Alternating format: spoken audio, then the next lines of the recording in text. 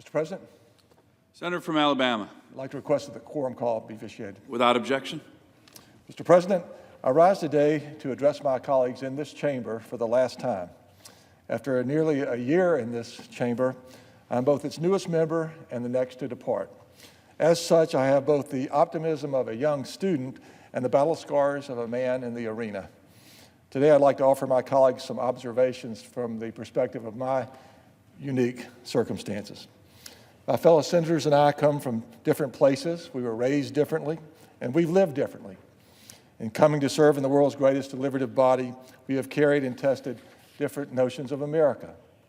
There is, however, one reality that transcends our individual experiences.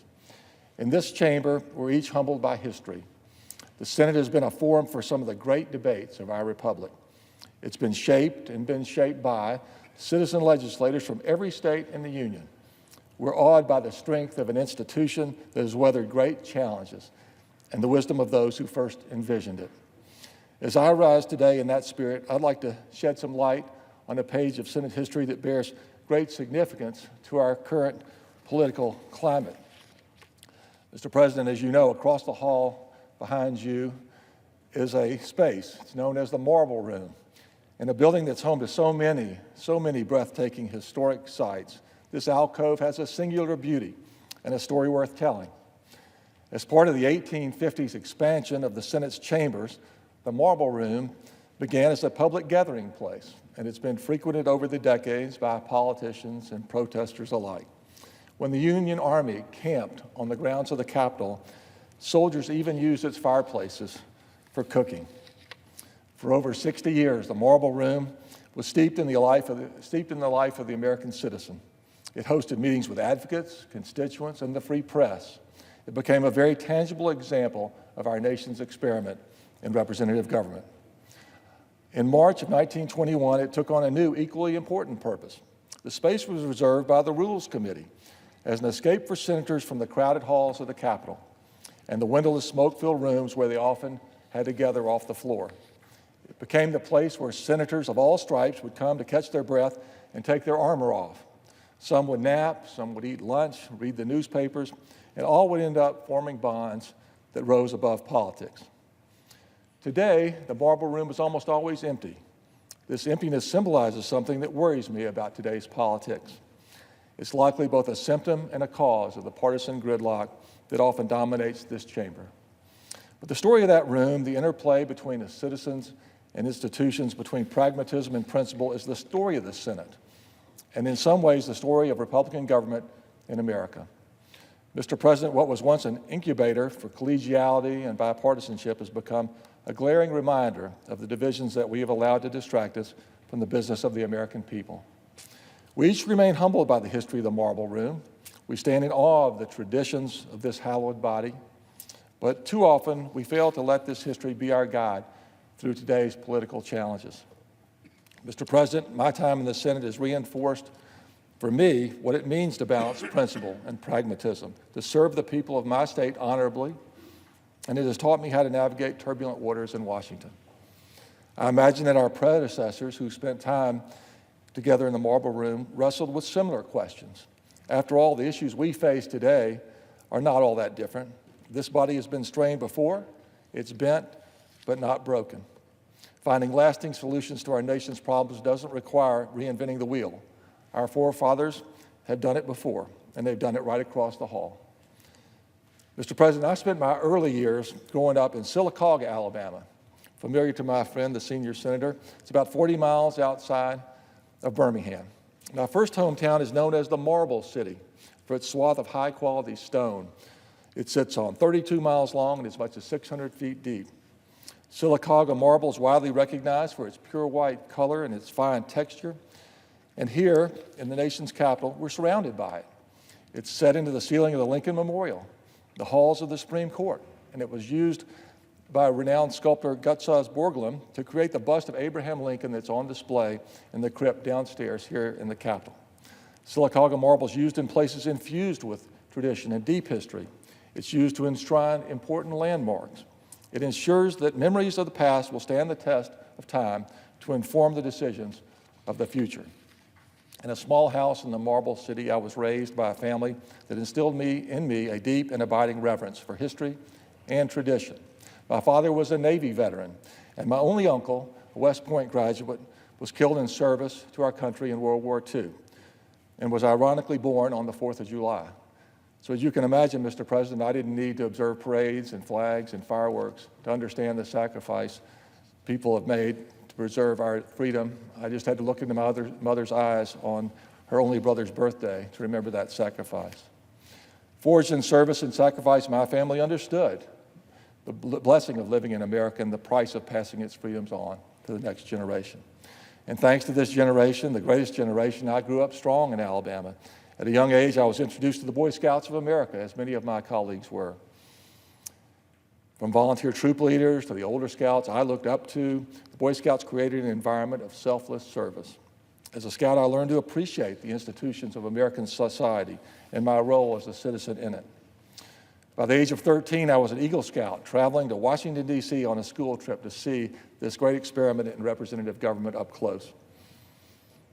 As I tell every young person who comes to see me, that made a big difference in my life, and I hope it will in theirs.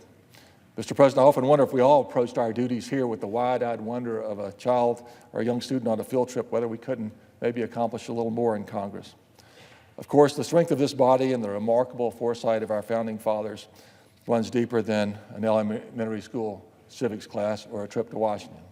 For me, the next pivotal moment came as an undergraduate student at Tulane University in the spring and summer of 1973.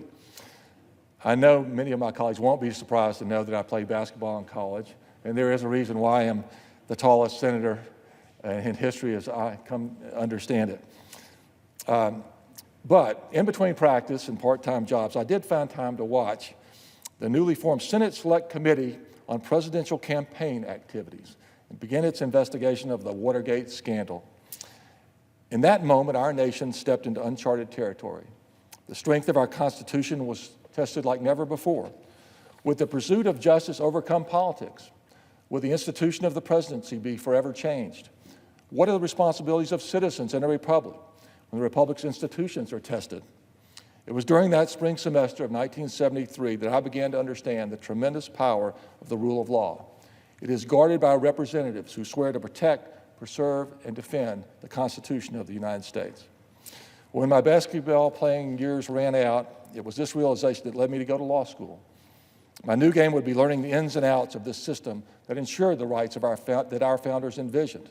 My new team would be my fellow classmates and students who would go on to practice law and serve with our nation at all levels. Mr. President, so many of our colleagues know, as they know, the path from practicing law to writing it is well traveled. I was fortunate to travel it with the help of some of Alabama's most dedicated and finest public servants. As a young attorney, I first met one of them for breakfast in the cafeteria of the Department of Justice. In those days, you could go to the Department of Justice without having to show an ID, and I quickly discovered after I had gotten my breakfast that I had forgotten my wallet, and so Jeff Sessions had to pay for my meal. He's continued to pay it forward to this day as a dear friend and mentor, and of course is now the Attorney General of the United States of America. Mr. President, Jeff Sessions is a gracious statesman and a man of principle, and it's not far-fetched, in my opinion, to say that some of his temperament rubbed off on him from our state's senior senator and my dear friend, Senator Richard Shelby. And I so appreciate his presence here in the chamber today.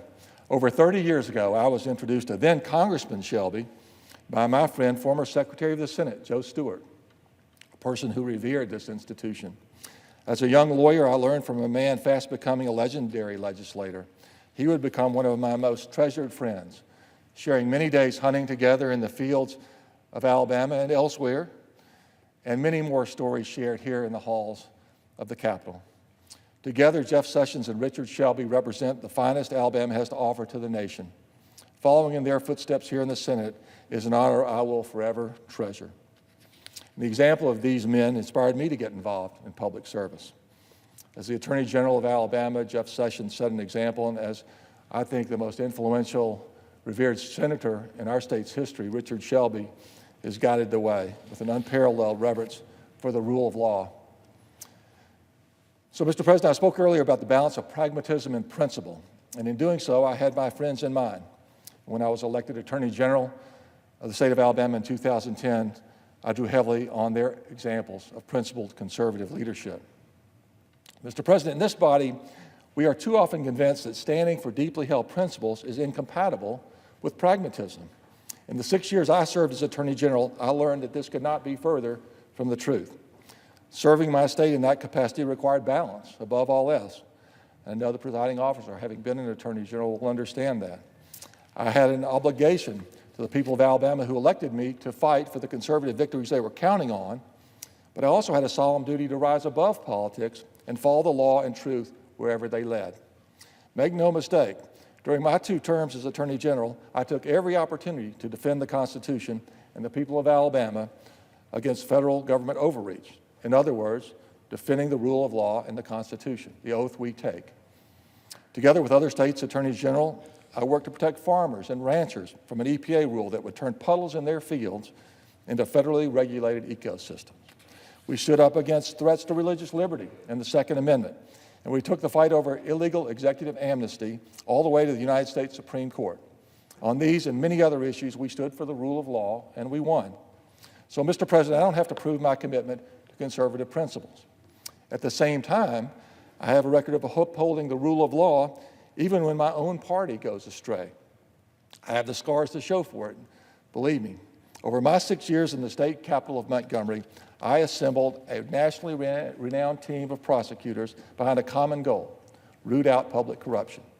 This pursuit led to the conviction of several corrupt public officials in the state of Alabama, including a county sheriff complicit in human trafficking, the first successful prosecution of its kind in decades. My team took on Alabama's Republican Speaker of the House for ethics violations, leading to his removal from office and a prison sentence. As you might imagine, Mr. President, we didn't make many friends in the political establishment by doing so, but we shored up public trust in our representative government. For their commitment to fighting public corruption, my team has been recognized by the National Association of Attorneys General as a gold standard. I've personally had the opportunity to address my former colleagues from both sides of the aisle who are focusing on the same goal in their states. More than any fleeting partisan achievement, it is work like this of which I am the most proud. When faced with crises, we rose to a calling higher than politics. After the tragic Deepwater Horizon oil spill of 2010 decimated communities and ecosystems along the Gulf Coast, I was appointed by the court as coordinating counsel for the Gulf Coast states in that historic litigation. Our team, working together with others, won the trial and negotiated a multi-billion-dollar settlement for our state and other coastal states. Our work in that spill case built consensus, and it found common ground. It brought together the interests of fiscal conservatives, environmental advocates, and we delivered results because it was the right thing to do. While the victims of the Alaska oil spill, which the presiding officer is well familiar with, had to wait many years for a settlement and resolution, we were able to deliver justice and set a gold standard for responding quickly and effectively to the needs of our coastal community. After all, Mr. President, the institutions our founders laid out in the Constitution are only as strong as the people's belief in their strength. When America no longer trusts that its representatives are remaining true to their oaths, the entire system loses its value. As the most recent senator to take the oath, I remember the feeling of the Bible under my left hand. I remember reflecting on a verse it contains that has brought me peace in times of challenge. Proverbs 19:21, which I keep by my bedside, says, "Many are the plans in a man's heart, but it's the Lord's purpose that prevails." I remember raising my right hand here in the well, where so many others have gone before, many of whom likely found it difficult to discern exactly what the Lord's purpose was in that moment. Each of them came to this body in the face of significant national challenges. Some faced violent conflict, others an economic crisis. Our forebears would not be surprised by the issues before this body today, but I do believe they would be surprised and discouraged by the emptiness of the marble room. Mr. President, the policy challenges we face are not new ones. This body debates a budget resolution every single year. Many years it also faces questions of war, conflict overseas, and at least once a decade, it seems, we face some tectonic shift in the economy, a crisis of some kind. But as a lifelong student of history, I am reassured by the stories of grave crises that have been addressed on this very floor.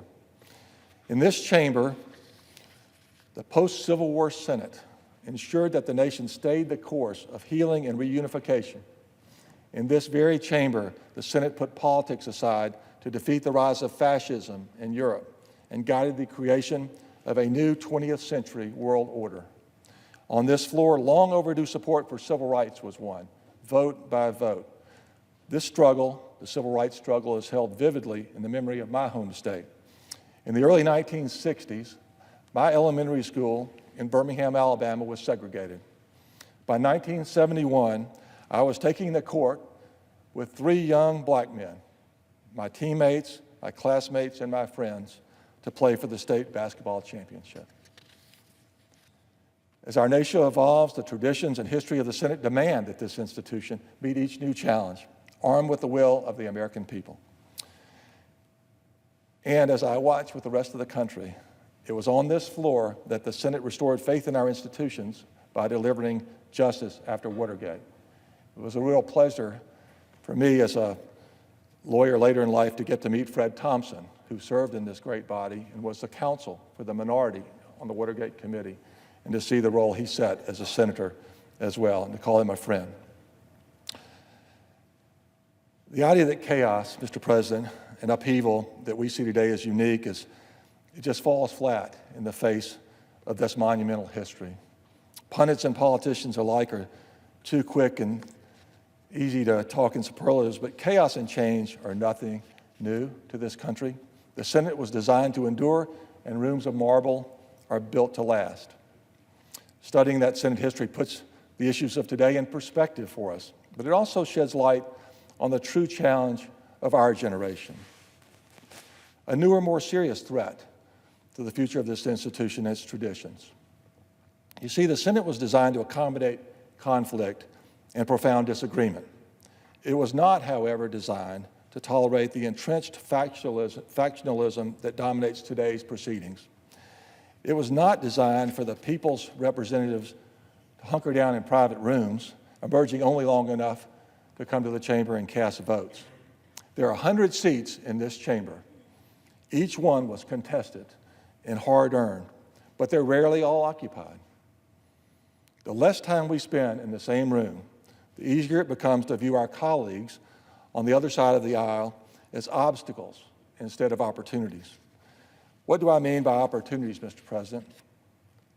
I believe our generation of leaders will be judged by history on whether we strove to heal the divisions of this body and our nation. In pursuit of that goal, every member of this body is an opportunity to grow in understanding. And yet, it seems to me compromise has become a dirty word in American politics, and it's a serious threat to our hopes of advancing meaningful policy, in my view. It seems that reasonable Americans understand what we're called to do better than we do. A farmer, Mr. Chairman, I see the chairman of the Agriculture Committee here, a dear friend, maybe put this better than I could. He said a wise farmer in Alabama said, when my wife sends me to the store to buy a dozen eggs and there are only a half a dozen left, I come home with a half dozen. I believe we have the power to bring home a half dozen here in the Senate and maybe even bring home a dozen for the American people. We have the power to be a profound force for good. After all, Mr. President, compromise was baked into the founders' design of this institution. At the heart of our system of checks and balances is an understanding that no one branch, and certainly no one partisan faction, will ever get all it wants all the time. From the very beginning, compromise allowed our nation both to embrace both the republicanism of Thomas Jefferson and the federalism of Alexander Hamilton. The very structure of this body is the result of the Connecticut Compromise of 1787, which accommodated proponents of both equal and proportional representation.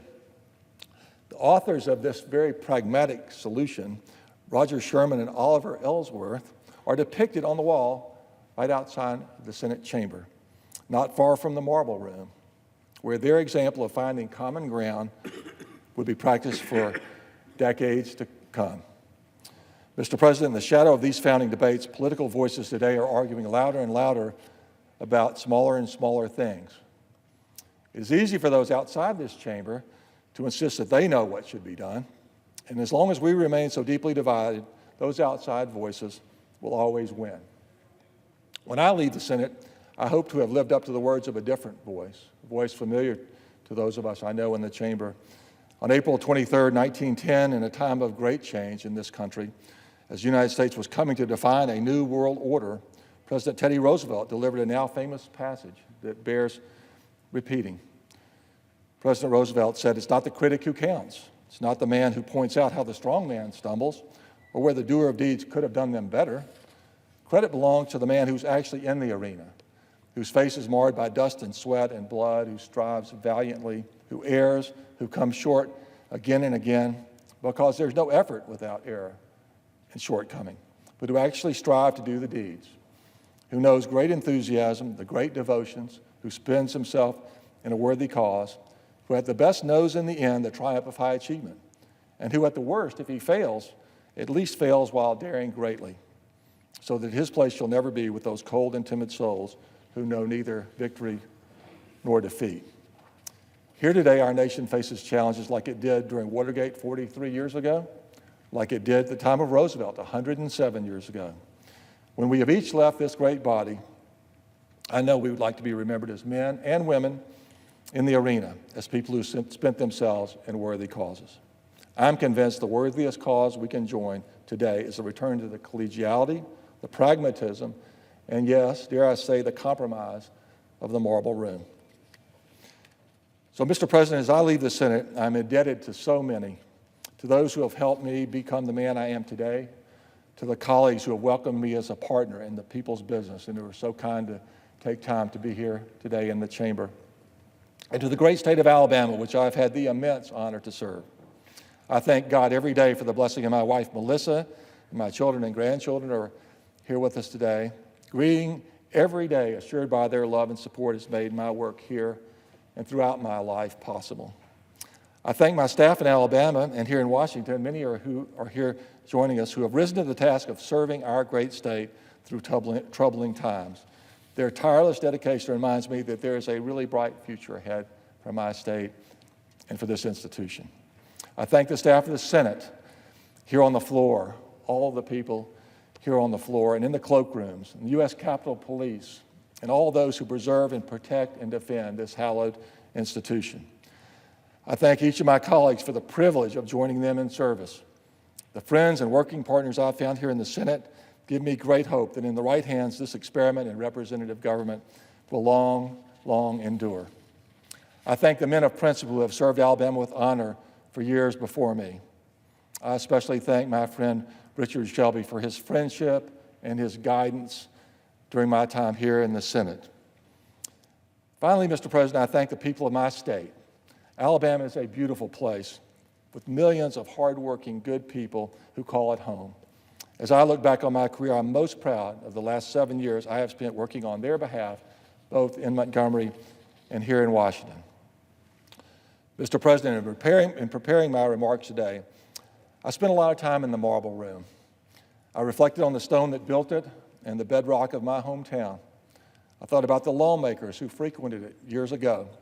I thought about the challenges they faced, their own principled stands and pragmatic negotiations.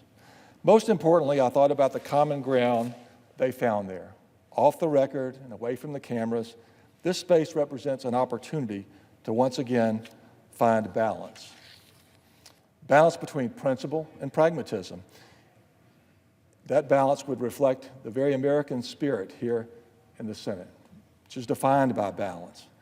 The zeal for adventure that won the West and put human footsteps on the face of the moon is balanced by a reverence for tradition and our founding principles, individual liberty, the rule of law, and the pursuit of happiness. The entrepreneurial drive that built great cities and today drives innovators to ask what's next is balanced by a solemn remembrance of the struggle and sacrifice that have paved the way. The Senate is a sacred place that was designed to embrace the spirit of America. To lose the art of balance and compromise in this body is to lose something essentially American. If we cannot find shared cause, shared purpose in the quiet corners of the space across the hall, then we may never find it here on the floor of the Senate, where critics are so quick to point out how the doers of deeds could have done them better. As I prepare to leave this esteemed body, I urge my colleagues who will face many more challenges ahead to take these words to heart. For the sake of our nation, I urge them to return to the marble room. With that, Mr. President, I yield the floor.